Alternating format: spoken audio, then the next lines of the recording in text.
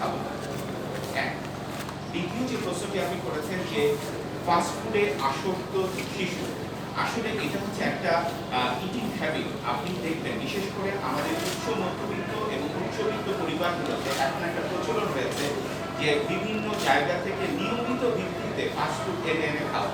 তারা দুপুরের খাওয়া খাচ্ছে ফাস্টফুড, রাতের খাওয়া খাচ্ছে ফাস্টফুড, সেহেরি খাচ্ছে ফাস্টফুড। এই গ্রুপটাকে আমরা কনসার্ন প্রকাশ করছি, আমরা উদ্বেগ প্রকাশ করছি এদের জন্য। এইভাবে এই ফাস্টফুডগুলোর প্রবলেমটা কি? আপনারা ফাস্টফুডগুলো হচ্ছে সব অতি লবণাক্ত খাদ্য, অতি লবণাক্ত খাদ্য। এদের লবণের পরিমাণ নর্মাল ফুডের চেয়ে অনেক, এজন্যই খেতে মজা লাগে। এবং এই লবণাক্ততা যে কোনো শরীরের জন্য অত্যন্ত ধন্যবাদ। আর আরেকটা জিনিস আমি এই প্রসঙ্গে বলতে চাই, দেখেন আপনাদের কাছে আমরা আজকে আপনাদের উপস্থিতিতে আমরা অত্যন্ত কৃতজ্ঞ।